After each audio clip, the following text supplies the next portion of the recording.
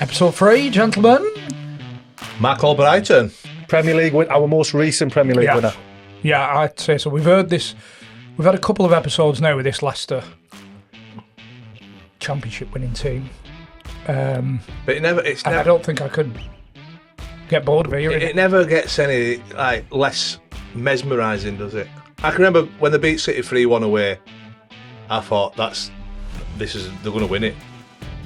And it's hearing it from the players' perspective of how they started believing it as the months went on. 40 points. We're saying get the 40 points, lads. Yeah. And they were there before Christmas. Tell you what else was mesmerising. Did I say memorising there? Memorising? Well, you've obviously not. Eyeballs. Get on them. What, Pearson? Yeah. I was mesmerised. I'm just trying to say anyway. You can remember it, can't you? What about Nigel last week? Lovely man. What a lovely, lovely, lovely man. Yeah. I still can't believe that he travels to Cornwall from Harrogate way to play cricket. I know.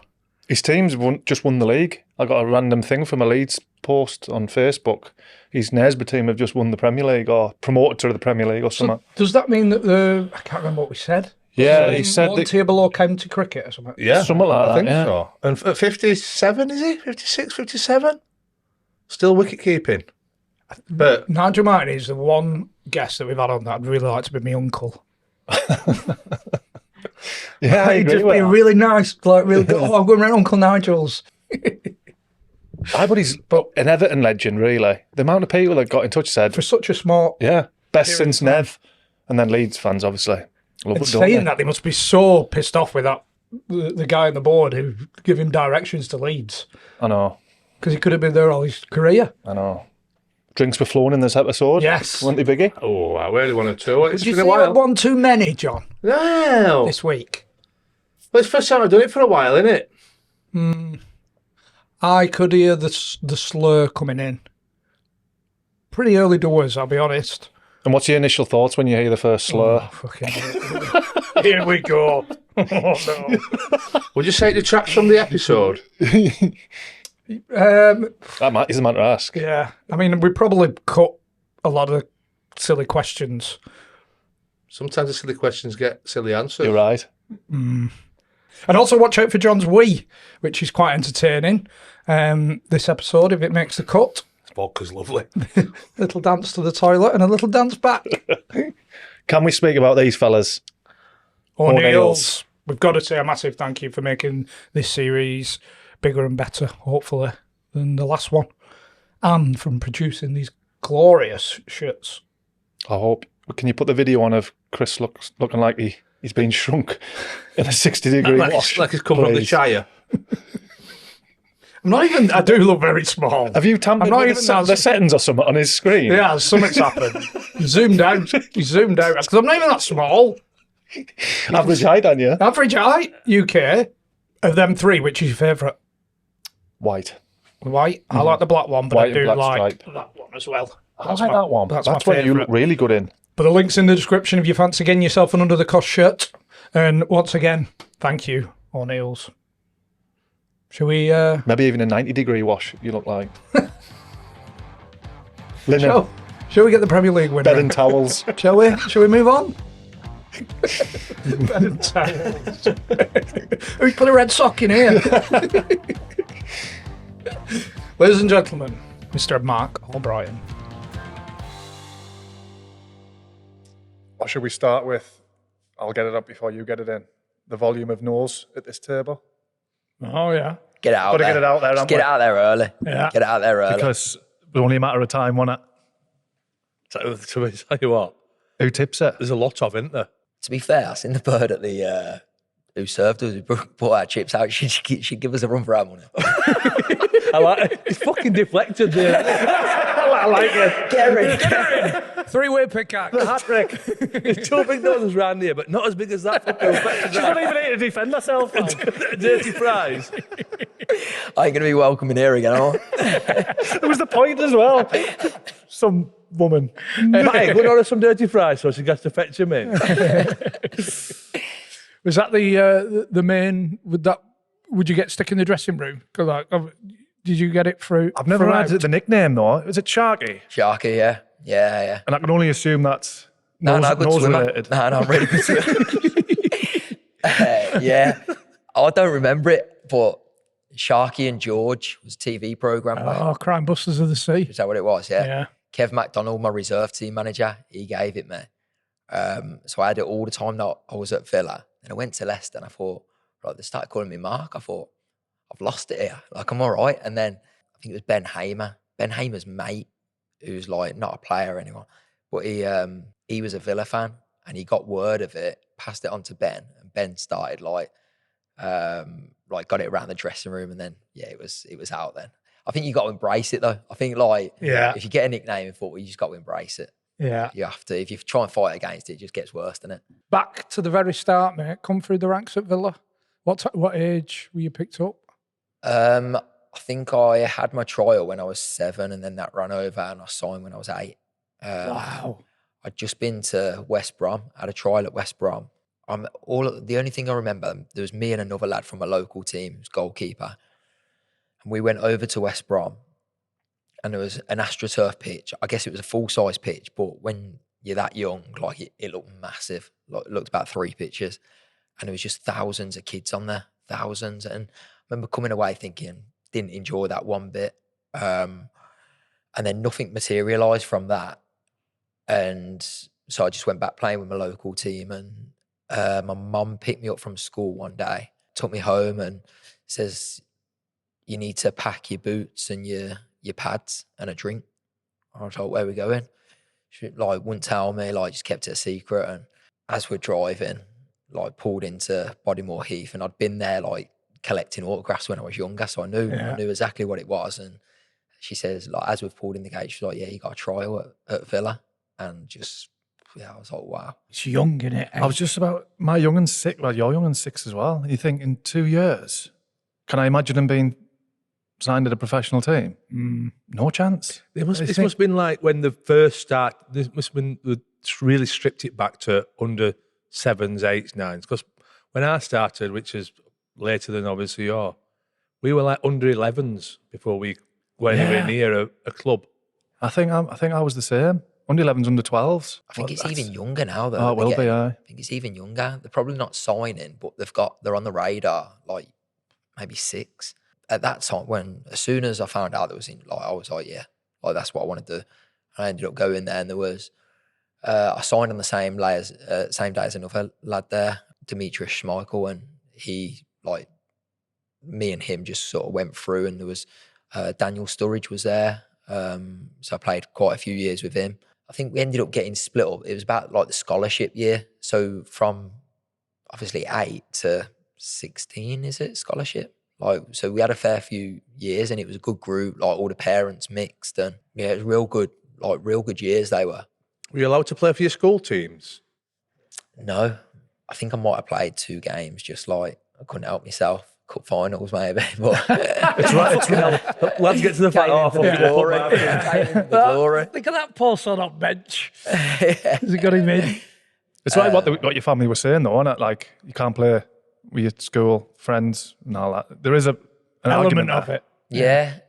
Yeah. So I'd go in school on a Monday morning, and I could have played Man United on the Sunday morning. So I'm going in just playing Man United, but half my mates played for a team called Drayton Manor. Half my mates played for Deer Park. Those two might have played each other. So the whole tour was about Drayton Manor v Deer Park. I'm there thinking, just played against Man United yesterday morning, beat them. But there was that was hard. And you know what I've always said? I'd love to go and play football with my mates. When I finish playing, I want to play football with my mates. And I've just started playing 5-a-side on a Monday night. Absolutely love it. Loving it. Absolutely love it. Just because I've never done it before. Yeah. It's mad that, isn't it? I think you're possibly the first guest we've had on who's been at a club from that younger age. I think. Yeah, definitely. Yeah, I wouldn't change it for the world.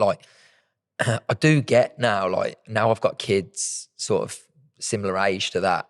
I do understand it's a decision that has to be made. Yeah. But at the time, I was like, no, I wouldn't have. if my mum and dad had made any other decision, I'd probably been fuming. Like, so. And were you but from now, a Villa family as well? Yeah, all Villa. Yeah, there weren't any other club. Like I grew up, like my dad took me to games. 96, I was at the League Cup final, went to FA Cup final in year 2000. My dad was at the Champions League final, European Cup as it was then in 82. So like it was like I was the one with all like wallpaper in my bedroom, curtains, like everything was Villa. It was on the wall. Ginola, Carboni. When I was young, like young, my nickname was Dino because my favourite player at the time was Dean Saunders. I couldn't fit Saunders on the back of my shirt because I was so small. So I had Dino 9 on the back. Just got the nickname Dino from that. So look at that little fucking asshole. Yeah. He's got Dino on his back. Hey, 50p a letter. That's probably what it was. It probably did fit, but my mum and dad were like, nah, Saunders, 50p a letter. Did you do well in the Youth Cup then? I vaguely remember. We got to the semi-final. We lost to Chelsea in the semi-final over 2 legs. We drew at Stamford Bridge and then lost, might have been 3-2 at Villa Park. But that was the first experience of like crowds. That was, I think there was maybe 15,000 there. And that, like, obviously at Villa Park, it's probably nothing, like, because 42,000 like capacity, but it seemed everything at that time. Like, never played in front of a crowd like that before. It was the biggest occasion that I'd played in. What age did you sign your first autograph? Probably would have been about 17, maybe 18. Yeah. But I think I remember after I'd like started signing a couple, I went home and started practicing because I thought, well, I've done that to be fair. yeah. I thought Albright, it takes ages. Like, I thought if like More lads with Saunders. yeah, if I've got more than 3 fans next week, I'm gonna have to shorten it. So my autograph now is like just a squiggle, like you won't make out whose it is. I don't know if this will have been your era, but we had Harry Forrester on, remember? Yeah. And was there something going on with the youth team? He went in heavy on, would it be MacDonald? Yeah. So he was a year below me. He just got signed from Watford. Might have been £1 million or something that he signed for. And he had like a lot of, like, so much potential. And it never quite worked out for him there. He's like, he'll admit it himself. He probably struggled. He come with like a massive reputation. So the youth team coach was Tony McAndrew and the reserve team was Kevin MacDonald. So those two, they wouldn't survive in this day and age. Like, Have we heard bad press about him? Well, Gareth Farrelly, wasn't it? Yeah.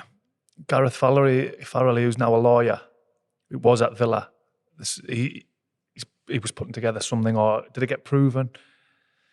It was He going got that way. loads of families together, and I don't know what the end result is, but was it harsh with the old school in your eyes? Yeah, they were. Yeah, like I've read and seen lots about them. Honestly, like I wouldn't change my upbringing through them years to be with any other coaches. Like, they were absolutely brilliant for me.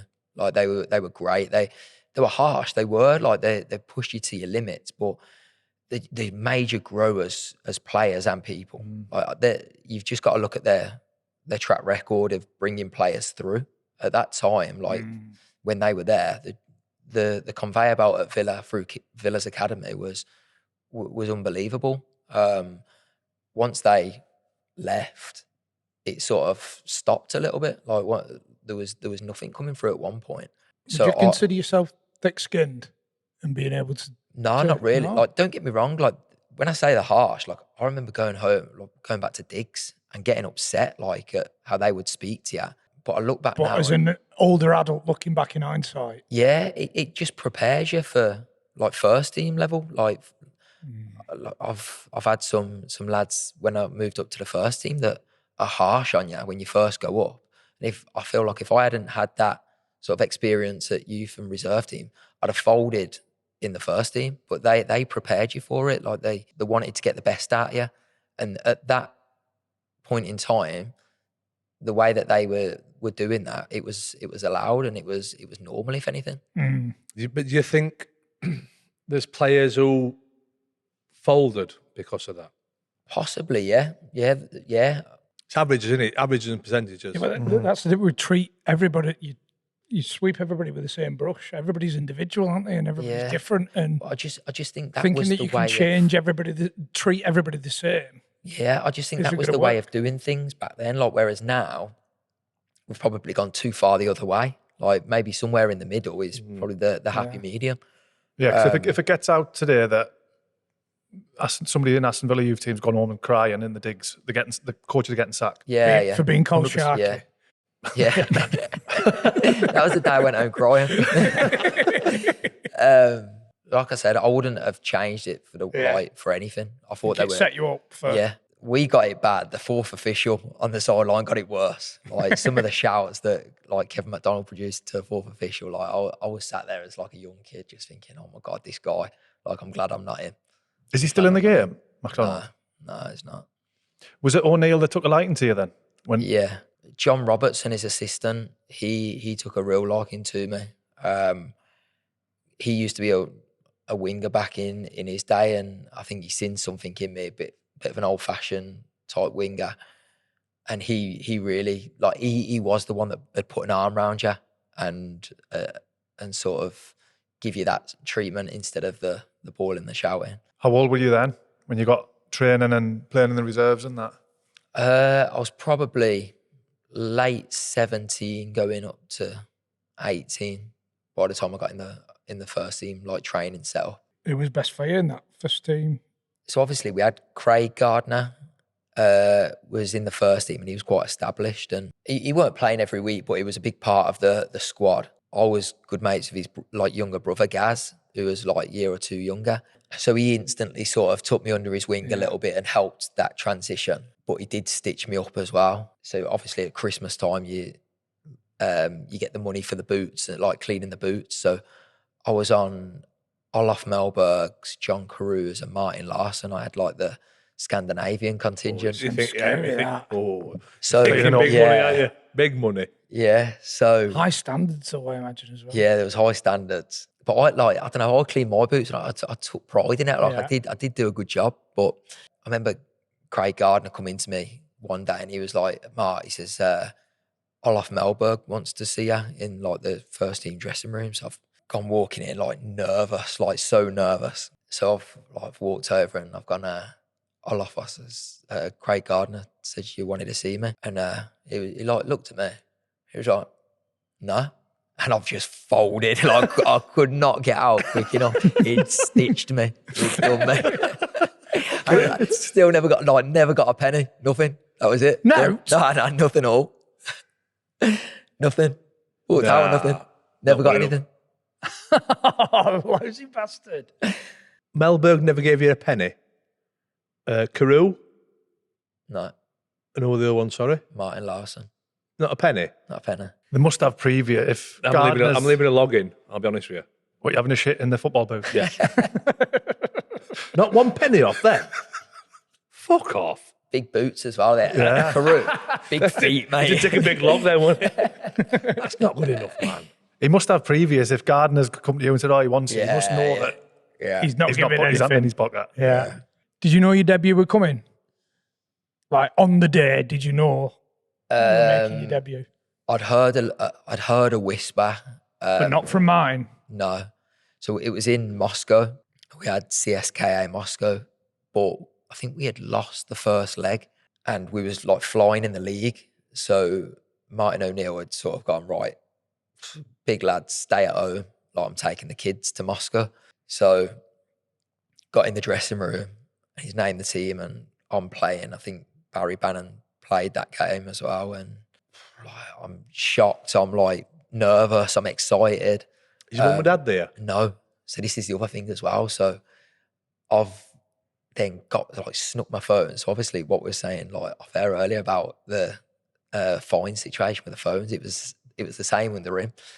So I snuck my phone into the toilet, the cubicle.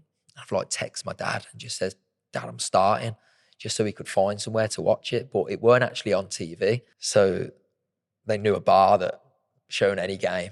So they've got to this bar and like full of Villa fans, like watching the game. Like the place was rammed and he was able to watch the game there. Did you do well? Did all right, yeah. Yeah, did well. But then I didn't play again for probably another 6 months maybe, so I couldn't have done that well.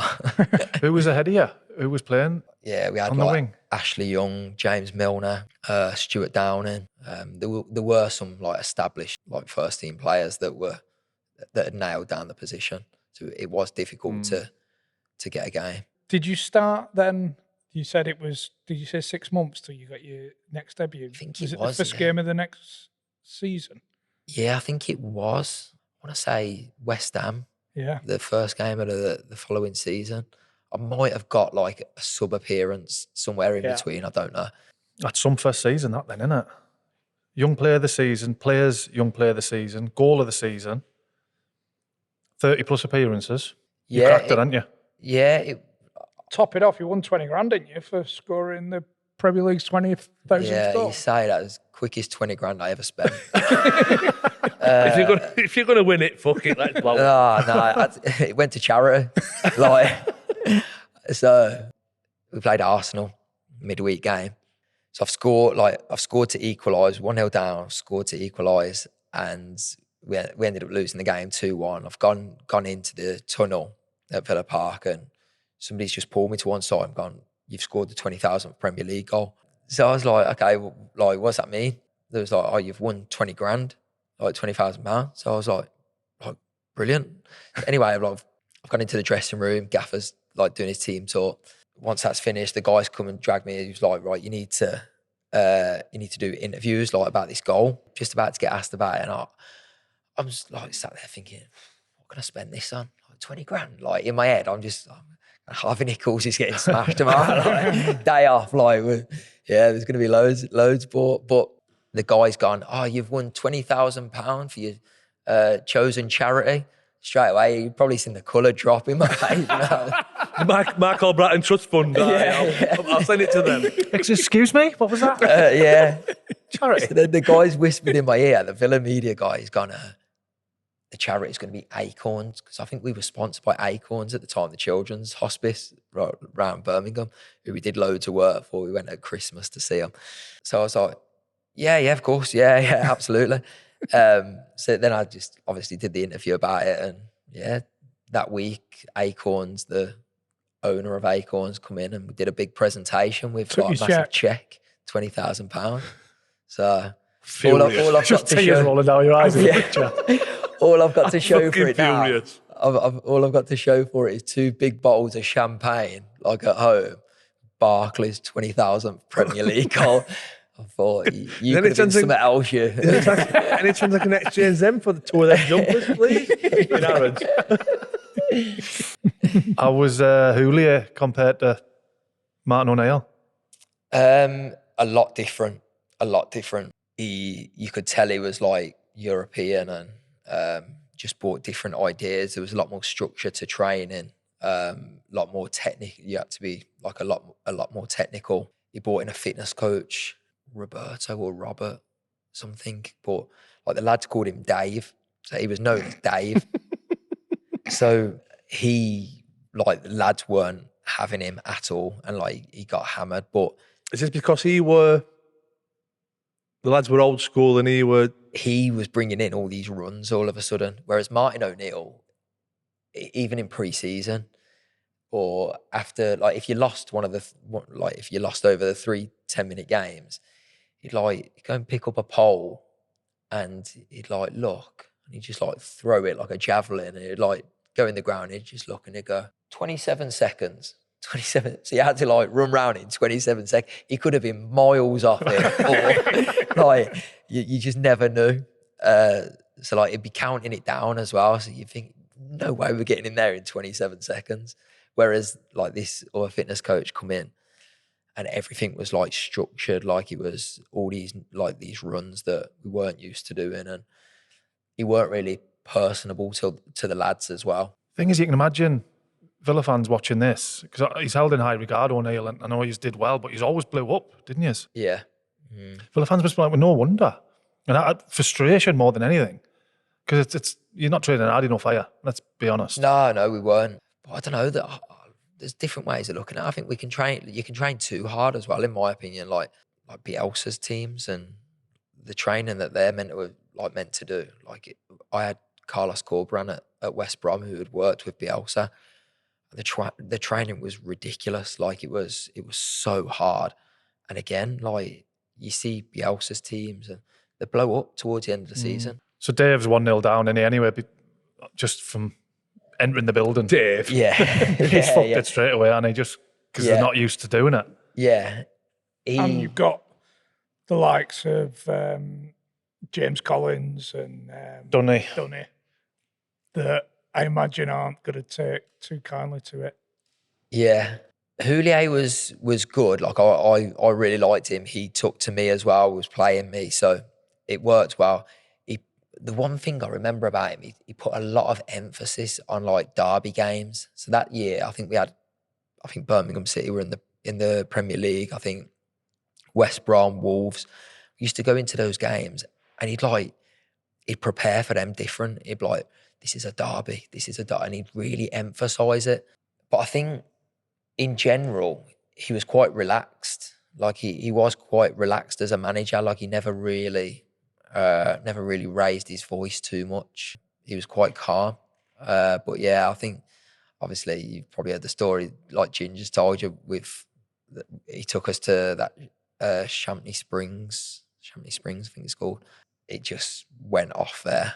Obviously it's a spa retreat and no alcohol on site. So someone got sent to go and get alcohol from the local off licence and got brought in. And how far into his tenure is this?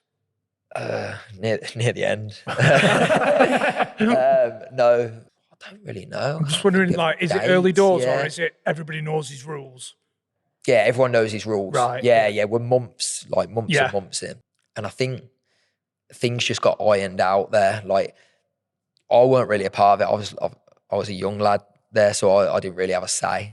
But you obviously had, like, Ginge, Dunny, Luke Young and players like this who were opinionated and were willing to tell them. And there was just back and forth, and it just didn't end well. And I think it got a bit heated. So did he find out about the trip to the off licence that somebody had sent? Yeah, I think it was obvious. Like, Yeah. Stephen Drupp. It just came in and went, Jack Daniels, vodka. Yeah, I think lads were on tables and that. So I think it was pretty obvious. When you just sat like that with your popcorn, it's like, Yeah. He panda class pop. this. It was like, I don't know, you take us somewhere. I've found this within football throughout my career. There's no way you can go somewhere and a couple of the lads not want a drink. Like if you go in somewhere, like it's going to turn into a couple of the lads going, oh, can we have a drink? Like, can we have a couple or can we have a beer? And then if the manager's like, no, lads will go and find it anyway and do it behind the manager's back, like 90% of the time. Making a rod for your own back. Yeah. I think his idea was to go there, and I think it was like on a midweek night. So I think the idea was to go and we all stay together and watch the Champions League like on the TV. And it was never ever going to happen. Naivety, I think. Yeah. Naivety. Especially if you've got the so this is probably like just borderline old school going into the new era, isn't it? Where You're going to get that. the old school lads still want a drink on a Tuesday night. Perez, it was a good pro to be around at that age. Yeah. I was incredible. Obviously, by the time he got towards, like his legs weren't what they were. They were fucking shit. He gone. Legs are gone. He's still got his. But still, as a young lad, but it's I bet when you heard Perez was walking through the door, like you says, hair immaculate, his dress, like everything. So Houllier had a rule where you couldn't leave until the last person you couldn't leave the table until the last person had finished eating. So like obviously being English, you yam your food down, and like you're back in your room, and there'd be a barber upstairs or a guy selling DVDs or something in the hotel. Whereas Perez come in and he was like taking his time over his food and that, just because that's how he'd been brought up. Like everything was slow. So like we'd end up sitting, and he'd be like, just like, no, you can go, like carry on, go. But Julio was like, no, you can't leave until he's finished. But he was like, not really. Hit it down, mate. Take it with you. I'm having a Just fucking take it shot. with you. I'm having a shot back and sides up here. I need to get number one round sides. Just a little bit off top. I'm going to bluey on order and all. Yeah. And I'm going to have a wank after my haircut. I'm just trying to picture it because there'll have been tables like this. So we'll just say 17 players just sat like we are now and one just eating and you were waiting for him. Yeah, there might have been a game on like the screen or something, but we'd literally just be waiting. I think. Although in my mind, Perez has still got his meal. He's got a glass of red and a fag on the floor. He's just having a chit chat. he was that, like, that's everything you would imagine. Like, to be fair, he was one of the nicest guys. He was brilliant. Like, great for the young players, great. Like, even though, like, he knew, like, he weren't moving the same as what he could, but I don't know. I don't know what he signed for us, to be fair. I've got no idea, like, why. Probably for a few quid, weren't it? Possibly, yeah. You know, like his Surely last. he couldn't have. Did he need a few quid? I'm still picking David over Robert Ginola. Oh, yeah. He's still the man. I imagine it'd be nice to go out with both. You know, just to get the knockdowns from both. Yeah. Yeah. And Carew as well. Good squad that for knockdowns. He was a bit of a shagger, wasn't he?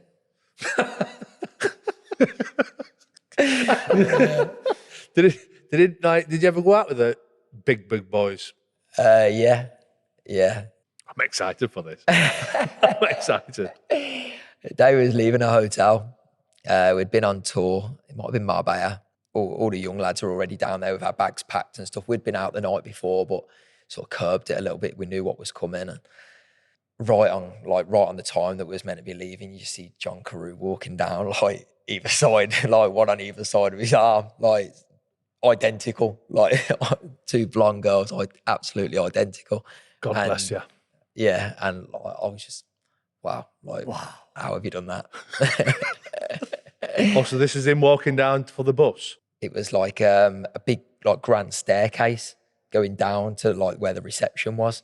So you see him coming down the staircase. It was like even more grand, like him walking down. I can just imagine them pulling his cases. Sunglasses on. Oh, it was great. It was great. But he was on another planet, John Carew. He was amazing guy, but he was just like, he weren't thinking football at all. Like, That's a bit strange how he was so good then, isn't it? yeah, I don't know how he did it because he was very good. I'm sure he got seen coming out. It weren't a strip club. It was something. It was like the night before a game or something. There was a big thing made of it. Yeah, I'm sure he was staying. Might have been staying at the Malmaison, which is like literally a stumble away. Oh, so he went it wrong door. Yeah, wrong door. Yeah, easily done. Easily done. Went for a piss. He sleepwalks, John. He's ended up going in there, walloping a couple of birds and come out. You know where I'm at? Gentlemen, loads of people have been asking about the shirts. So Here we are. it's only fair to say that that link is in the description if you fancy getting yourself an Undr The Cosh special 2024-25 shirt. I ran out of breath then. From O'Neills Sportswear. Thank you for helping us out and supporting the podcast. Some great gear on the website, by the way. Yeah, because it's Any not just occasion. our kits. There's that link in the description as well. If you want to sort your own team out, your 5-a-side team, 11-a-side. Bespoke design. 4 to 6 weeks from design to delivery, which I think is remarkable. It's only 12 minimum order. Yeah. So you don't even have to order loads. But 12 up to, you can kit the whole lot out. And like Under 5s to first team. Yeah. Like I said last week, I think you're psychologically 1-0 up coming out the porter cabin in one of these. Look smart, play smart. Very well said, Yeah. John. That could be the motto, the mantra for the whole series. Look smart, play smart. So the link's in the description for number 1, these Fab Dabliosi Undr The Cosh kits. Not keen on that word? No. We'll move on. Or your custom built, designed O'Neills Sportswear kit. How was the change then when Alex McLeish came in? Yeah, big difference. I think the the uproar of like how that all unfolded, just it was a recipe for disaster. Like it was never, I could never ever see it working out, which was a shame really, because as a bloke, like I can't speak highly enough of him. I thought he was such a good guy. Like as a manager, he'd always be honest with you. He'd speak to you on a level. I think as a player, you just want honesty, don't you? And we had him and his sort of number 2, Peter Grant. He was the same. Can't speak highly enough of them. They were brilliant, but it was just never going to work. Like there was protests outside the training ground. There was. Is that from the off? From the off. Because he got to Birmingham. Yeah. Yeah. There was like bed sheets, like McLeish out before he'd even got the job. People like sitting on top of the wall, like going into the training ground. Must have been like hundreds of people there outside the training ground, like protesting against it happening. Thing is, I know it's probably different owners, but they've done exactly the same thing with Bruce, haven't they? Years later. Bruce had already been manager of Birmingham as well. Yeah. And got the Villa job. Did you play in any derbies?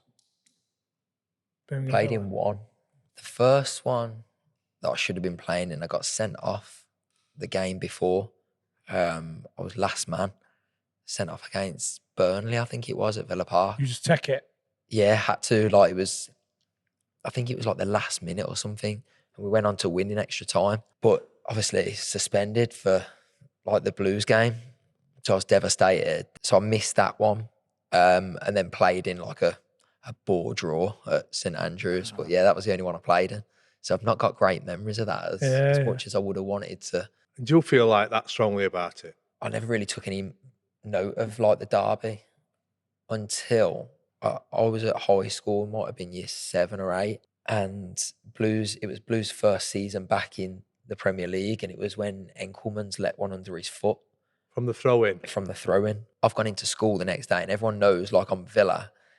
And all of a sudden, all these Birmingham City fans started coming out of the woodwork, and I got absolutely drilled like for that next morning. And that's when it clicked. Like, I hate Blues. Like, I hate them. Like, it's mental, but yeah, I think it's well known. I'm not really a fan of Blues, and every time I play, which I do enjoy, to be fair, every time I've played against them, I've just been abused by them. Yeah, take a corner, this, that, the other, like. Yeah, because I played against them for Leicester and when I was at West Brom. I loved it because half of them, like, I know them as well. Yeah. There's a lot of my mates in there and they've sent me videos, like, after the game, they'll send me videos of them in full voice. And you dirty Villa bastard. But yeah, loved it. Yeah, and to be honest, when I've played against them for Leicester, I feel like I've always done all right. Like, I've got assists and stuff like that, so it's felt even sweeter. How was Lambert with you? It weren't one that ever it weren't a relationship that ever sort of started. I don't think it was. In fairness, like I was injured quite a bit through that period. I snapped my metatarsal a couple of times. I was sent out on loan to Wigan. But yeah, I never really got going under him. But in fairness, I went to Wigan and loved, I was only there a month and loved it. It just opened my eyes up a bit because Villa was this big establishment, loads of people working at the building. Gone to Wigan and it's this tiny little building. You've got the sort of kit man and the receptionists. They're the core of the club.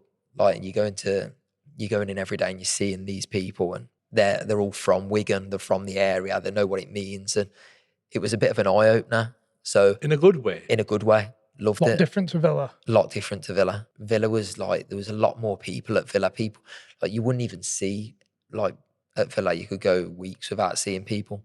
Like, the training ground's on 2 floors. Like, if you wanted to find someone, it was hard to find. Whereas Wigan was so small and condensed. You liked it? Loved it. Community aspect. Yeah. It was like what I remember Villa back in the day, before they had the new training ground. Yeah, and I really enjoyed that side of it. Anyway, I actually wanted to extend my stay there, but Villa called me back and I started playing, and like I'd had a few games at Wigan and I hit a bit of form and I was playing well at Villa, and I knew my contract was up at the end of that year. And I went in to see Paul Lambert a few times and he called me in a few times, and every time I'd say, like, I'm going to get offered something or what age are you elsewhere. Sorry? 24. So you're a Bosman, so you're the free. Yeah, I was free. And he was like, honestly, you're doing brilliant for me. You're doing great for me. Don't worry about your contract. It'll all be sorted. So I was like, okay, like, yeah, if that's what you're saying. I was enjoying my football again. I was playing and just went on and on and on and on. And then 2 days after the season finished, my agent, like Tim, phoned me and he was like, I've just had a call off Villa. There's nothing for you. Whether Lambert knew that like all the way through that they were going to be getting rid of me, I don't know, but I was led to believe that I was going to be getting a contract there, and I was had to have a phone call with my agent to find out I weren't. But is that not bad on their part? The fact that you'd obviously be worth something, wouldn't you? Yeah, well, they released me and Nathan D'Alfonso that summer. There was no explanation, nothing. Like, And it's just like, I said, just a couple of million quid. You played in Premier League for how many games? I'd played like 100 games for Villa, so with the cups and stuff, it's probably about 70 games. So you've obviously got to be worth something to the club, surely. Yeah, like if they just give me another year, like I say, I was playing well. And you know what? Like, because I was Villa, whatever they would have offered me, I'd have signed it. So, looking back now, I'm so happy that they didn't offer me anything because I'd have signed anything. You put anything in front of me and I'd have signed it. I look back and that's another blessing that I left. When you're a young lad at a club, your club, you get treated, your club, you get treated differently. So like my salary, and I noticed this, like we spoke about Harry Forrester earlier, and he's come in from another club and he's signed 2 years scholar, 1 year pro. And I've been there all the way through. My first pro would have been half of his first year pro, like if that. And that was the theme going through. Like I wouldn't have been on the same money of like anywhere close to the lads that at times I was keeping out the team. Which is even more mad with what John's saying. It's not going to break the bank to keep you, is it? No, it wouldn't have. That's bad, that, man. Good, like, you cut you 8-year-old. Yeah. It's bad business, though, really, isn't it? No, but forget the business. Just you've been there since you're 8-year-old. Yeah. Your agents told you, there's nothing for you. If I remember rightly, I got a letter through the post like a few months later saying thank you for your service. time. Yeah. Did Lambert stay on? How fickle clubs are. Oh, aye. Did it leave a bit of taste in your mouth? Like being a Villa fan? Yeah, I'd say it did. It took me a while to get over. Like I think the first 2 weeks, like I was still devastated. Like 2 weeks later, I was just like devastated about it. Like I couldn't believe it. I thought that was the end of it. I didn't see any other place to go. But were you confident about still getting another club? Tim was saying, I'll sort you out. He was, but he didn't sort of jump on it straight away. Like, but Tim was going, there's a few clubs interested, but get yourself on holiday, go away, come back and we'll meet up, we'll sit down and we'll discuss what's out there. And to be fair, he was great. Like there's about 4 or 5 clubs. Leicester was obviously one of them. There was Hull City, West Brom, Sunderland. But I looked at it and I think West Brom didn't have a manager at the time. Hull weren't doing great. So I narrowed it down to Leicester and Sunderland. And I spoke to Gus Poyet at Sunderland and they were offering more money as well. And I just ended up choosing Leicester for whatever reason, like whether it's location or I looked at it and I just thought, I'm probably going to fit in better. That is a sliding doors moment. And the rest, as they say. Yeah. Sunderland just went down and down again. And obviously Leicester did what they did. Imagine like in that 2 weeks after you got released, somebody had said to you, by the way, you're going to win the Premier League, You did. Fuck off. Yeah. Take the piss. Yeah. You would have done though. Yeah. Well, the thing is, like, so many different clubs around this area. So you got like Villa Blues, like West Brom, Wolves, Walsall. Like those are the teams that I think of as Midlands. Like I never really thought about Leicester. I've gone there and just absolutely loved it. So is this the year that Leicester got promoted? So it's the first year in the Premier League. Right. I saw them when they went up to the Premier League, yeah. So it's their first year in there. The first year was a bit strange, to be fair, because I got injured in the last pre-season game. Got back from that and then just couldn't get anywhere near the team. I was getting left out of squads. I was like, I've spoke about it before. I was like taking my little ones around the farm, 3:00 on a Saturday afternoon. Like I was nowhere near it. It was when Leicester beat Man United 5-3 that year, like the first year they was up, and Vards has scored like a couple. But yeah, I weren't even at the ground then. I was like Ash End Farm down the road from here, like just taking my kids because I was nowhere near the team. So at this point, you're regretting the move, really, aren't you? Massively. I was thinking like, I'm looking to get out like already, just on a 4-year deal. And you're probably thinking championship at best Yeah. at that point when you're on farm with kids. Yeah, where do I go from here? But I started doubting myself then as well because I just couldn't get anywhere near it. So then I started going, am I training well or am I just being biased here? Like, am I just seeing something else to what everyone else is seeing? Because we weren't winning games. We was dead and buried at Christmas. Like, we was done. I think the bookies had stopped taking bets on us going down, and like we were gone, and I still couldn't get in.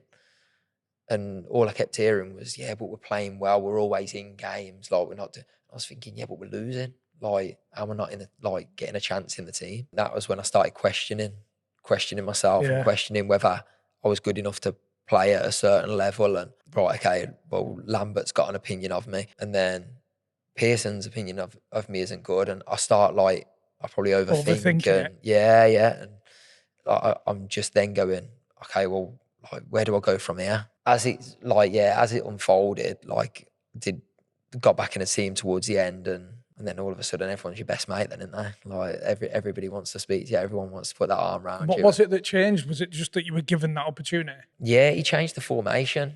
So he went with like a back five with wing backs. So he put me right wing back. I think Jeff Schlutt was left wing back. And then, just kept with that system, and we won 7 out of the last 9 that season to stay up. And I think I'm sure we finished 14th that season in the end, considering we was dead and buried like at Christmas. Finished 14th. And that's a miracle in itself, really. And that, like you say, the bookies are paying out at Christmas. Yeah, it was go on the next season, man. But bearing in mind, like, you're at a Premier League club, you're not going to be on your arse, are you? You know, like, if Leicester went, nah, not for me. No, but I just think there was so much more to it. Like, I was probably up until like this following season, which I'm sure we'll talk about in a minute. Like, it weren't until after that where I've gone, oh, do you know what? I've made it.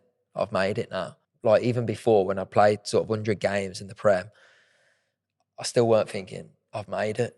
I just never seen it like that. And that's just, I don't know, that's just the way I seen it.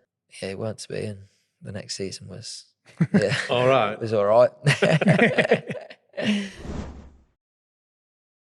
Gentlemen, a quick stop in play to bring a message from our very good friends at NordVPN. They're bringing even more discounts to the table for the new series. Didn't think it could get bigger and better. Oh, They keep exceeding themselves, don't they? You were wrong, because it was 3 months free last series.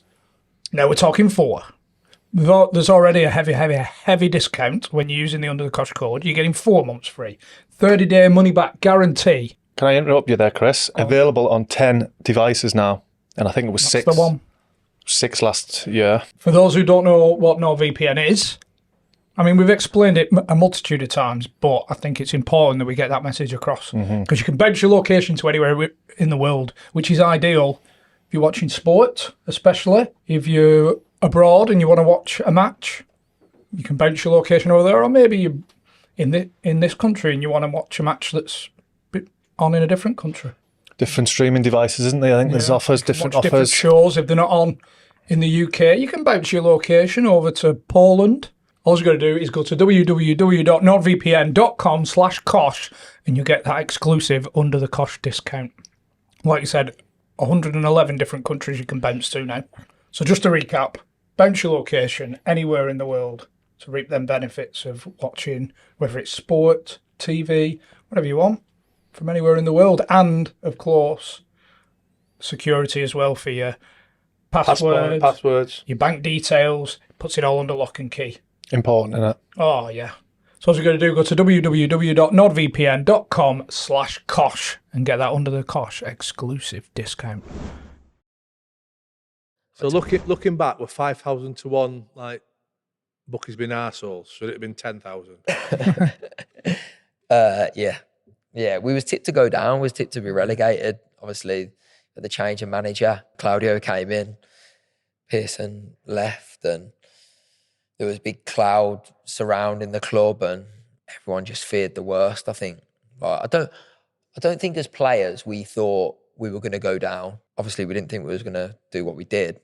But I don't think we ever thought we was going to get relegated because we had proved the season before that we was good enough to stay up. And I think that's what Claudio said in a lot of his press conferences, right, let's get to 40 points, 40 points. And that's what he was saying Small to us in steps. the meetings. It was just 40 points, 40 points, 40 points. And he just, I don't know, we just carried that momentum on from the previous season, carried it on, and just had a confidence. We was just so relaxed.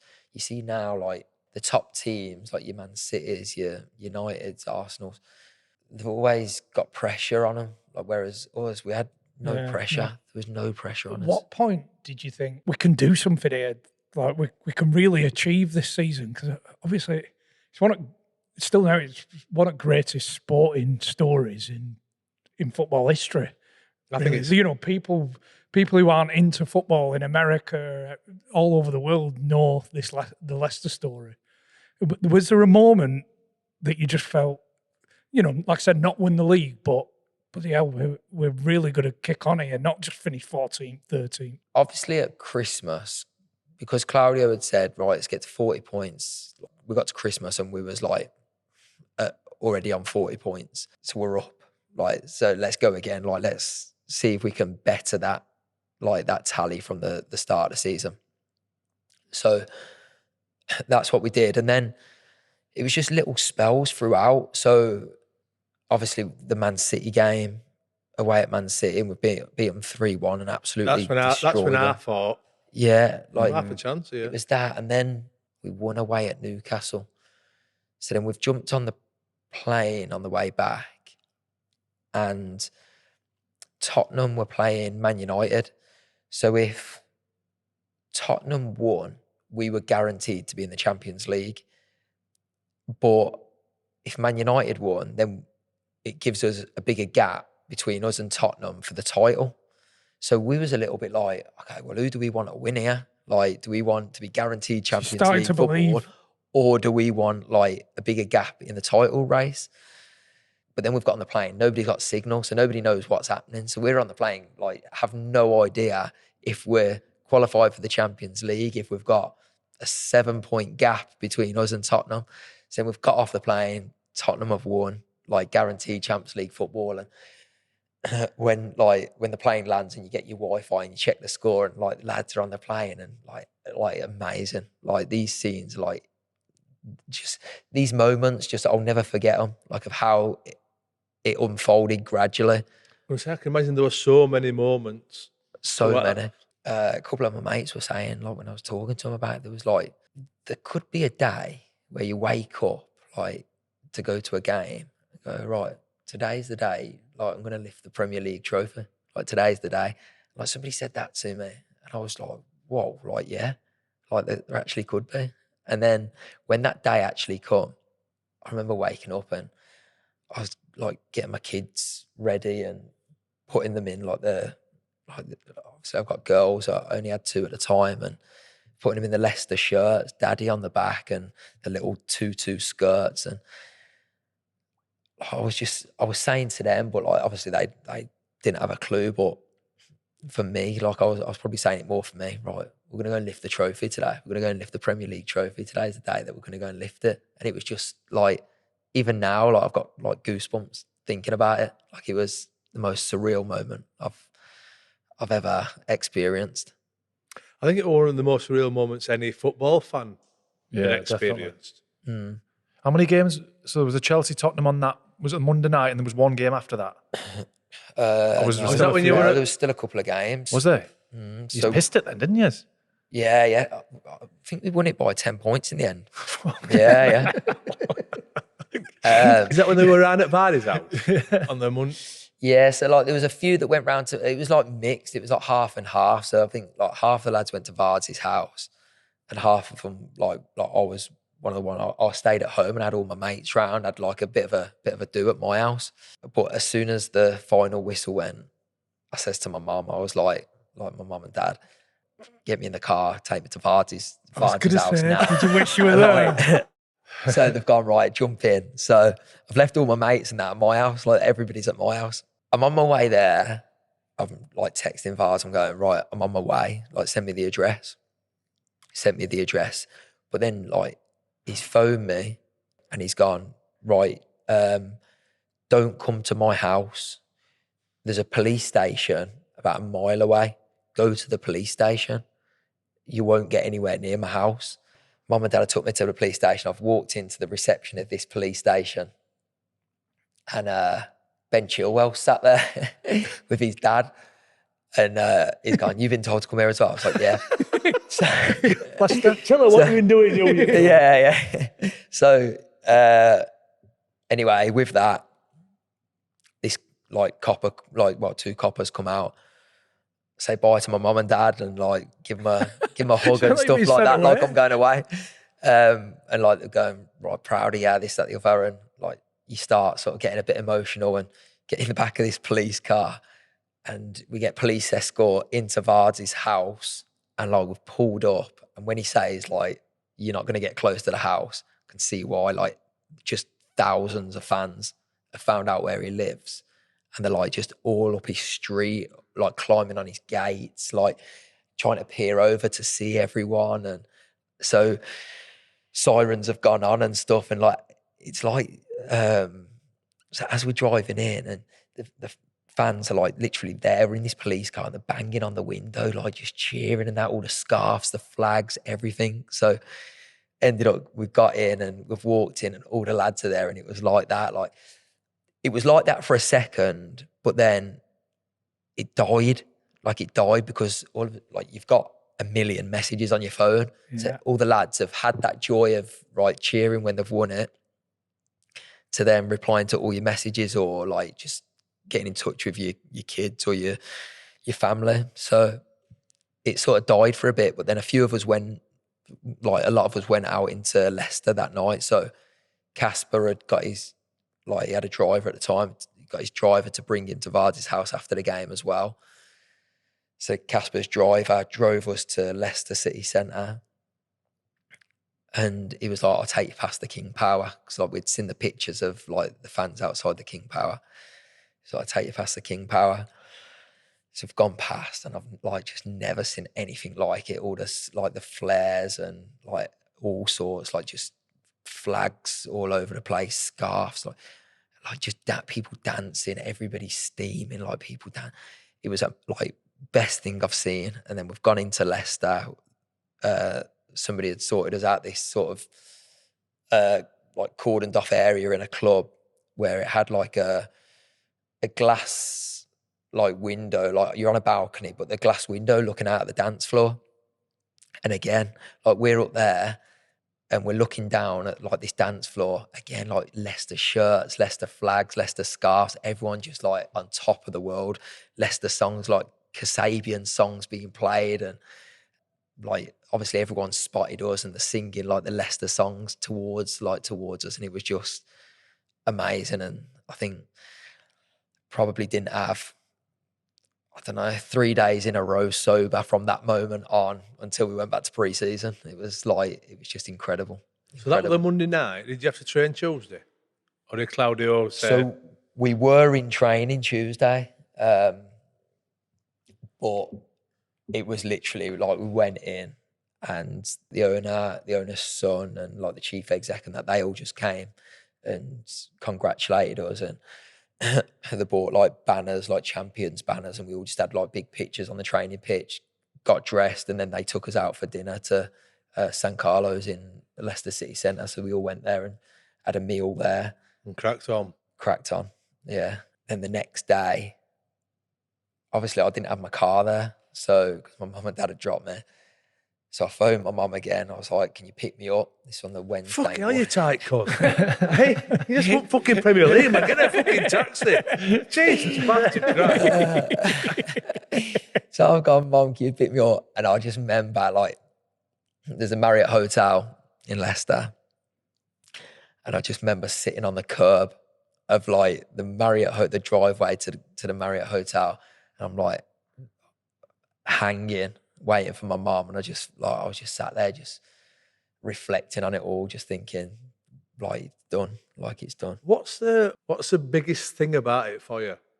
Like the fact that I've won the Premier League, or I'm gonna get a blue eye 8 which you probably didn't know about. But I know, I got promoted with Stoke, right? And I weren't really that bothered about getting promoted.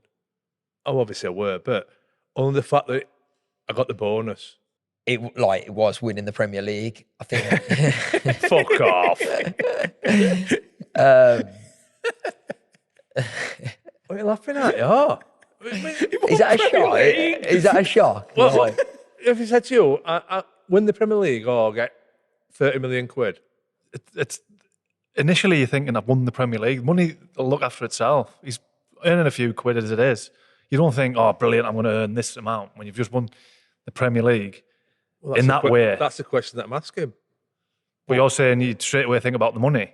I'd rather win 30 million quid on Euros than Premier win League. Premier League. Aye, fuck that. Not bothered. You think I'm joking?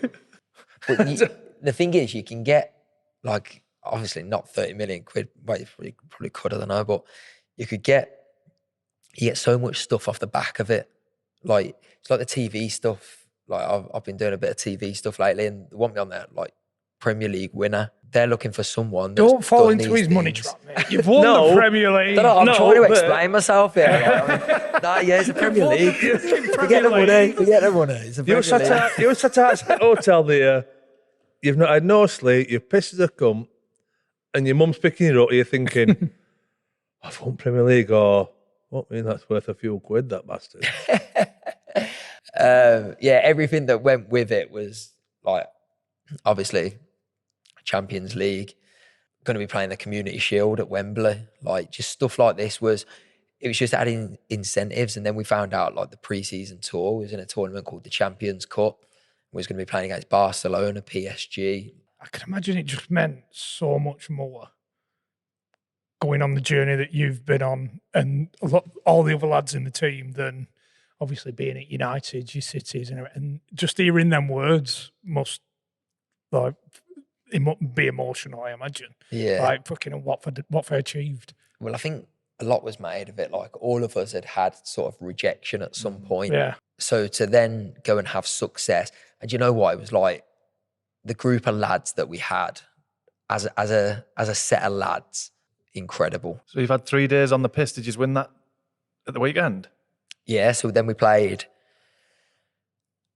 Everton that weekend at home, beat them 4-1. That was like, that was like the trophy presentation day and stuff. It was at, like, the King Power. And then the following week, we played Chelsea last day of the season, drew 1-1 with Chelsea, and had, like, been on the piss all that week as well. So there's a lot to be said for it, isn't there? Yeah. But I think, to be fair, it were like the whole England wanted Leicester to win it, didn't they? Yeah. Obviously, when we celebrated in Leicester, like, Leicester was, the whole city it's like it just come to a halt. Like, every house had Leicester flags hanging out the windows, like, all the lampposts that you drive into, they all, like, they'd put up pictures, whether the council had done it, put up pictures of all the players on the lampposts. Just everything was it was like champions. And on the corner of where you go in to the training ground, it was like on a housing estate, but there was, like, another off license on the corner as you turn up. And, you know, you get the, like, it's like a headline for a paper. It's in, like, a cage thing. The old school. Yeah.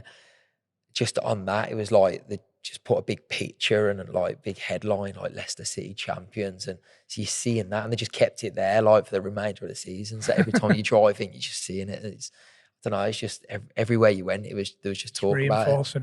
Was there any point where Claudio thought, or you could tell that Claudio had changed his mindset, as opposed to 40 points or, fucking hell, we've half a chance here? Yeah, he did. Not so much for the league until right at the end, but he did change his mindset a little bit, obviously. He would openly say to us, like, right, we can do something special here. We can do something special. And then the longer it went on, he was like, right, take this opportunity. Because I think a lot of what we was thinking was, obviously I talked about it before, we'd all had sort of rejection at some point. So I think a lot of what we was thinking was very much like, if we don't win it now, we're never going to be in this situation again to ever be able to win it. Whereas, like, say if City don't win it this year, a lot of them players will be thinking, don't get me wrong, I'm sure they'll want to win it still, but they'll be thinking we can win it next year. Whereas that weren't us. It's a scary thought. It was the one chance. Like, it's so close. Like we can't not win it. Like 'cause if we don't win it, it's done. Like we'll never ever be called like a Premier League champion. Whereas now we can. What did he do, Ranieri?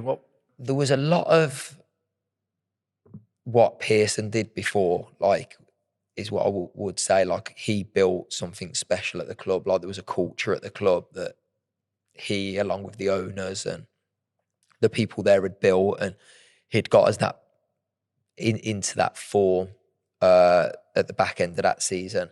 But I think the thing that I would say about Claudio is probably his stroke of genius was to recognise that it weren't broken.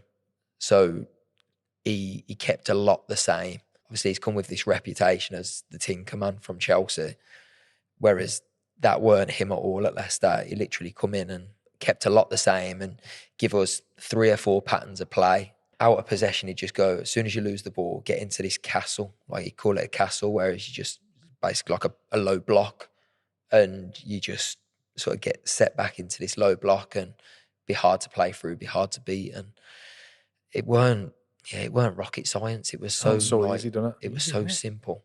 It was. Get in the castle, lads. Who was? Do you think he got there and thought, I don't have to do that much here? Yeah, but it would have been so tempting for him to do quite a bit. Yeah. But he just never did it. I think he recognised got a good squad of players. Now we need to utilise that, but also get the best out of the better players that they could be the ones that can go and win games for us. So like obviously Vards and Riyadh, obviously N'Golo he was special, but in a different way. Weren't really a flair player, but he just brought so much to the squad. Obviously, pundits and we'll talk about Kante and talents within the squad, but who for you, being in it, was the most important player in that squad? Whether that's on the field or off the field, as part of winning the championship. Are you including them as well? Like including? I mean, it might well be him, but yeah, I'd say, I probably would say him or Vards. Like obviously Vards went on the scoring run, and he'd never do that again. Like this is taking nothing away from like the 2 centre halves because they were incredible for us. Like they was absolutely incredible. But I think N'Golo just saved them so much work. Yeah. Like he saved them so much work. He just swept up in front of them too. And I just think he was an extra player in there. Like, made everybody's job easier. Yeah, everyone. I said, I know I mentioned the centre halves there, but it'd make my job easier. Like if I weren't in position, he'd cover for me. If Drinky weren't in position, he covered for Drinks. Like fullbacks, he'd cover for them. And he was just everywhere. I've never seen anything like it. Like how his energy. Did he have to work on his fitness, or was he just a naturally really fit kid? It's just natural. Like I spoke about it the other day. Like he did after training, he would do this like 1v1 with Riyadh. So there was a section in the gym, like half the size of this room. Put a little goal at either end, and N'Golo and Riyadh would just do 1v1s in there. And obviously you got Riyadh, who's one of the best with the ball in the league at the time, and N'Golo was one of the best ball winners in the league at the time. And they were just going at it. And like at the end of it, they were drawing crowds. Like it was that good to watch. Like it was dead even. So like sometimes Riyadh would come out on top, sometimes N'Golo, but it was every day after training for about 45 minutes. Lads were just staying behind, just gobsmacked by it. Like it'd take a lot to keep like a footballer behind after training, but lads were just sitting there, just going, "This is incredible." And I'm sure he could tackle, but a lot of the time he didn't need to tackle. That might sound stupid, No. but he was that quick, and he'd cover the ground that quickly. He'd just kind of get his body in, wouldn't he? Yeah. See you later. He's about that big. He never got like booked. There was no red card, so he was never suspended. Like it weren't like he was a tackling midfield player that like I don't know lived on the edge. Like he weren't like that at all. Like his positioning was always like proper. What was the crack in? Because we had seen a few messages from Leicester fans about the Bruges game. Yes, so that was our first Champions League game. So I scored the first goal in the club's history in the Champions League, and that was in Bruges. It just felt different because we went into that, and it's a bit like the unknown. Like, you don't know where you are going to be, like, level-wise compared to these European teams in the Champions League. You don't know whether you're going to be miles off it, especially because of, like, the way we had got there, and it just all felt a little bit different. Then go and do what we did, like, I think it was 3-0 up or something silly like that. Like, it was absolutely amazing. Like, one of the best feelings I've ever felt, like, coming off a football pitch, like, just celebrating with the fans up in a corner of, like, this European stadium. Like, amazing. Honestly, Talking amazing. Goose pimples, you know, when you stood on the thing and the music comes on. Yeah, that again, like, that was amazing. Then we played Atletico Madrid away in their, like, old stadium, and I think they must have had something going on with UEFA at the time. So, you know, when, like, you see these grounds and they're whistling, like, to sort of block out the anthem, like, it was the loudest thing I've ever experienced stood on a football pitch. Like, you can't hear yourself think. Like, these whistles and, like, boos, like, they're just so loud. And I had goose pimples with that. Yeah. Like, I had goose pimples just with that. But the music, especially at home, like, I enjoyed that more when we was at home, because you could see, like, how much it meant to the fans at the stadium. It was just, everything about it was just, like, amazing, like, the whole occasion. It's going to sound mad, this, but did Ranieri lose the dressing room after winning the Premier League the season before? There were certain people that, yeah, not just players, like, there was people in and around the building that sort of went against him. And I think once you get sort of 2 or 3 people that are of the same opinion about someone, I think it can take someone down quick. And I think that's what happened. Like, there was a lot made of it the time he got sacked. Like, I know I was accused at one point, and there was like 3 or 4 of us that were accused. Is that when there was said that there was a meeting? Yeah. Pulled together. Like, honestly, I've got only good things to say about Claudio Ranieri. Like, he was amazing for me. Like, he's got us to win the Premier League title. Like, I can't say anything bad about him. Like, I love the way he coached, love the person. Like, he was brilliant. So, like, to then have to come out and defend myself, like, to defend myself against being involved in a meeting that got him sacked, like, I couldn't believe I was having to do it. But the day that story broke, I was driving back. I just jumped on the M69, and as I'm driving, I'm just sort of as I've just literally come on, and I'm just getting up to speed, and this car has, like, sort of raced in front of me and sort of like broke in front. I've had to slam my brakes on, like, on the motorway, to slam my brakes on. He's trying to, like, force me off the road, and, like, so at this point we're probably going about 30 mile an hour on a motorway, and he's, like, forcing me into the central reservation. He's got his window down. He's gone, like, "You're a fucking disgrace. You're a fucking disgrace. Like, Ranieri's you're a fucking disgrace." And, like, I'm thinking, what? Like, how is this possible? Why am I doing this? Like, but the story had just broke that morning that apparently there was me, Vards, Wes, and Casper had held a meeting to get Ranieri sacked. Like, I know nothing about it. Like, I felt the need to call Claudio after as well and just sort of clear it up. And he knew, like, I weren't involved as well. So that obviously made me feel better. But at that point, I had to come out and, like, give a statement on Sky Sports, and it was just mental how stuff gathers pace. Were you in the what car was it that you all got when he tried pulling you over? No. It's time to be more inconspicuous. No, I don't know how he recognised me, to be fair. It weren't Who was the i8. first tight cunt to sell the i8? I don't know off the top of my head. I'd imagine it would be either Riyadh or Drinky. If I was to take a guess here, I'm not sure, but I'd imagine one of them. But everybody got unwrapped. I think there was only 3 that didn't get unwrapped, a different colour, because we was going into the car park after training and opening the cars or like unlocking it. And there's all these blue ones. We got that one.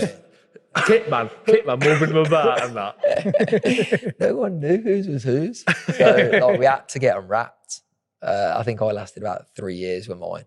But you know, like the thing that killed me, like if I was going to, I don't know, Tesco Express down the road and like I've pulled in to get some bread or milk or whatever, and my doors are coming up, them suicide doors, and I'm thinking, nah, like this ain't me. This ain't me. You got 3 years out of it, man. 3 years. 3 years. It sat It weren't so bad for 3 years. It sat on the drive for 2 years. To be fair to him, the owner, he proper looked after you, didn't he? Like we were saying earlier, you got bonus to 8th. Yeah, so we got a bonus to 8th place. Like we'd only got negotiated up to 8th place. So I think like that's one of the reasons for the cars. Like obviously he wanted to do something a little bit extra for us, but just everything that he did for us as players, for Leicester as a club, for Leicester as a city. Like every awards dinner that I've been to, bear in mind I've been there 10 years, there's always been £1 million donated to the hospitals of Leicester, like every single year. Susan Whelan, the chief executive at Leicester, would come on the stage and say, right, can we just have a round of applause for Cunvishy or Cuntop now that have just raised £1 million or just donated £1 million. That's class, that, isn't it? Like, and I think after a bit you think, oh, like it's happened again. Well done. Like give him a clap. You know, you think about it, like £1 million. Yeah. Like don't need to do it either. Doesn't need it's not to do expected. It. No, not in the slightest, and things like that. And then obviously the culture that he created at Leicester at the club in terms of like everyone just being together. Like he'd take us out for dinners and it'd be all the staff, all the players, and everyone would just mix, and we'd be on tables like this. There'd probably be 10 of us around a table, and another 10 there, and he'd make sure he went to every single table and sat down, pulled a chair up, sat down, like cheers everyone with his glass of wine, and that was on a regular basis. And then obviously the stuff with the fans as well, where it's like for his birthday he'll put on donuts, like free beer, like it's free scarves, free hats, like just constantly doing things for the fans.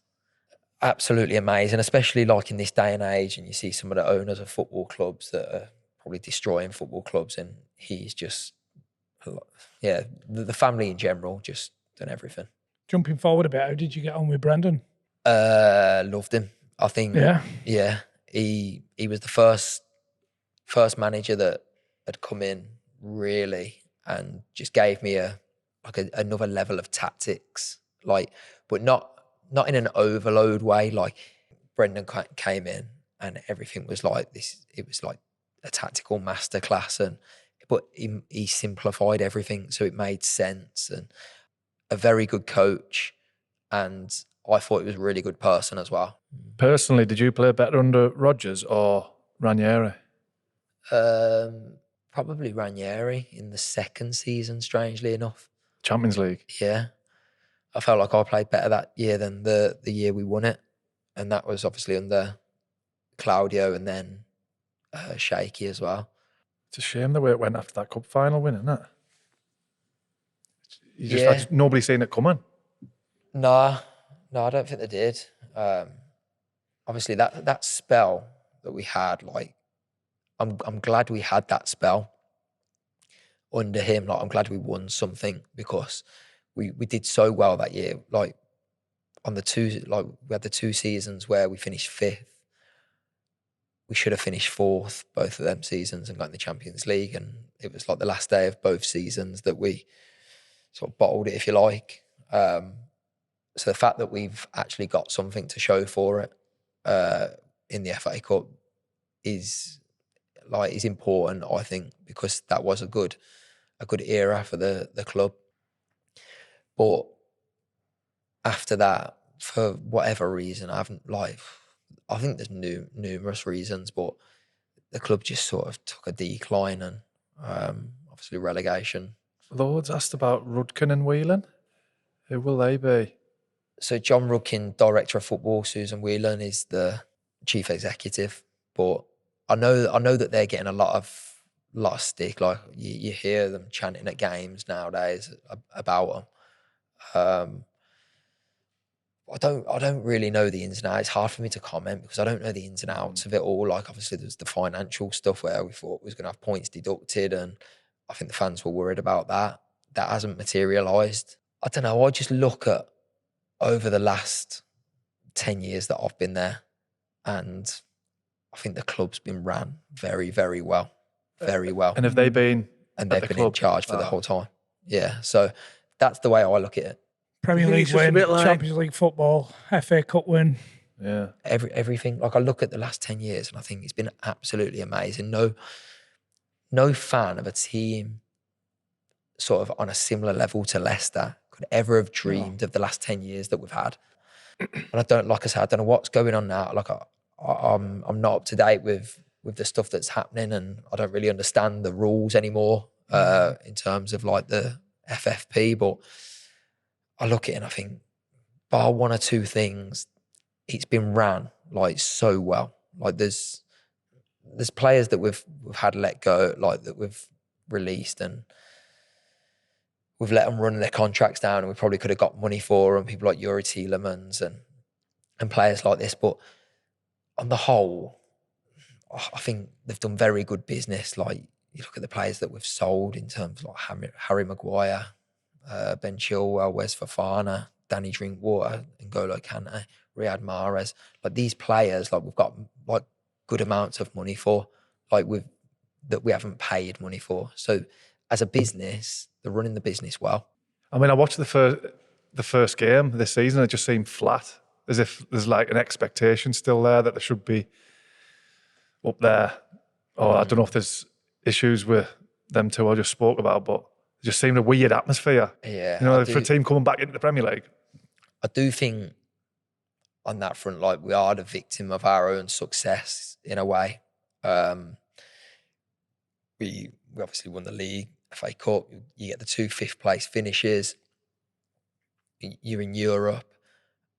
So then after the 2 5th place finishes, so I think that was 2021, 2022. Then we finished 8th in the league, and that was the 4th highest the club's ever finished in their like history in the Premier League.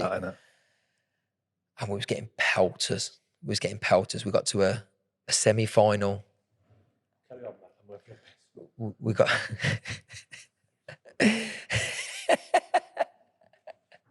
It was the tap as you walked past. The whisper of piss in there.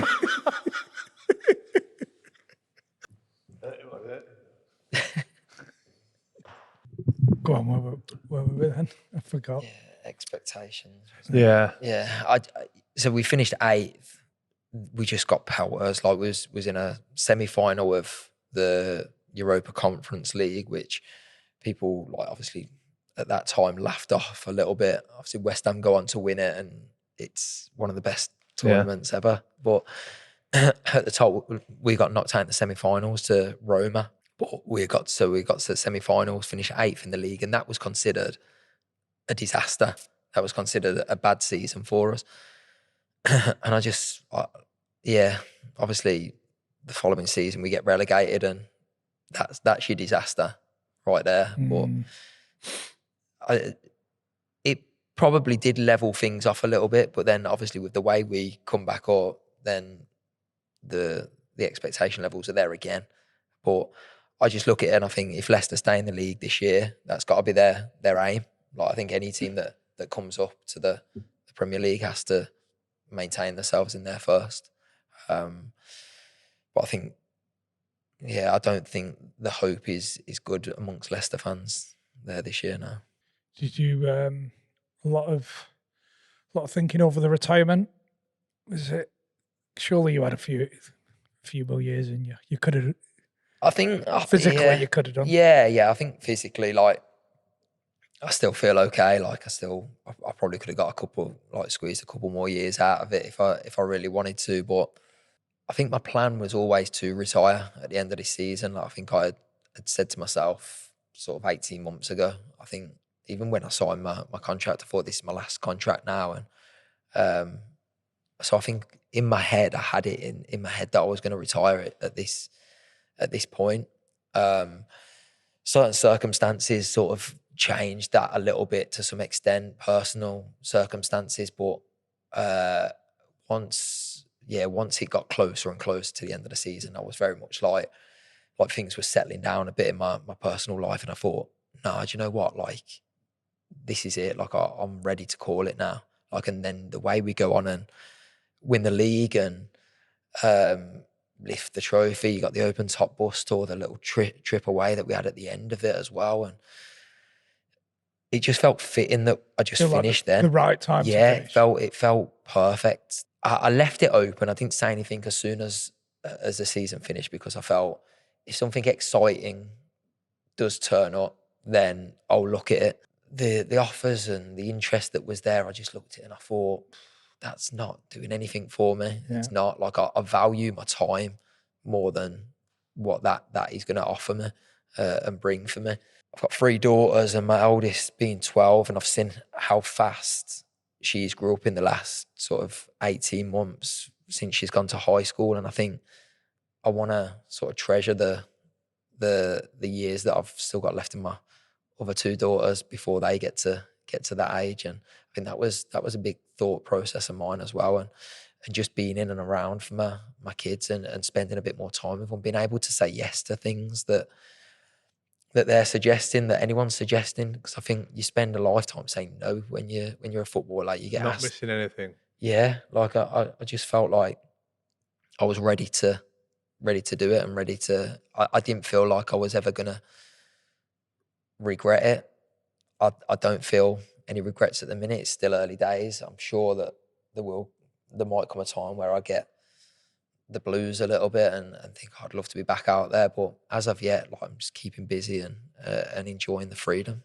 Like you said, well, you've obviously thought about it, and for the right reasons, and you're enjoying spending them moments now. Yeah, I think just being able to do your own thing, like create your own sort of day, your own diary, and yeah. As a footballer, you spend I finished school on the Friday, and I went in full time on the Monday. So I literally had 2 days between school and going in full time at Villa. So ever since then, I've just worked. Like, obviously, I wouldn't change it for the world. Like, it's an incredible way to earn a living. Like, it's an incredible way to forge a career. But I think that gets to a point, and I think I've lost a lot of the drive, like a lot of the motivation for it as well. And I've seen the game change over the years. My style of play probably isn't as sought after as it was when I first started out. And yeah, just different ways of doing things. I think I've just lost interest over the last few years. Like, I've seen it slowly sort of drain out of me. And I thought, if I'm not motivated, do I really want to be going to a team sort of 2.5 hours away just to get another year's money? Like, it just made no sense to me. Like, I valued my time more, and so far so good. Like, I'm enjoying myself and like I say, keeping busy. Where's your medal? The medal I'm not going to nick it. I'm not going to break in and nick it, but it's in the safe at the minute. Yeah, it's in the safe. Look at it. Well, we got. No, I don't know, but we got like a miniature trophy as well, and that's sort of on the sort of TV cabinet So I look at that quite a lot. Is that standard? Again, I'll that? get it off and I'll go, oh. Is that standard, or did the club sort that? The club sorted that. So the club sorted that, and then there was a few of us that actually got the full size ones as well. So I've got sort of both of them.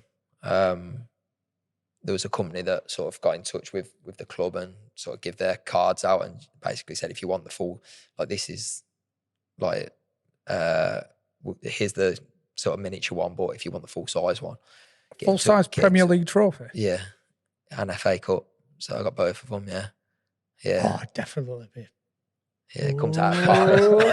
Get your do 2 touching the garden. When he gets the FA Cup. Some fucking filling, by the way, the Premier League one. Another bottle of vodka here in this fashion. I just thought, that was the dream as a kid, to win these things. Like, yeah. Oh, I get one. So I just thought that's what I've done it for, and yeah, I felt like it was important that I had something to show for it. So. Brilliant, Yeah. mate. Player. Thanks very Thanks much. for coming on. Top No, man, thank Really you. appreciate it. Yeah, no, cheers, lads. Thanks for your Thank you very time. much for having me. Piss. Biggest cock. Peace. I'm just going for a piss. Carry on.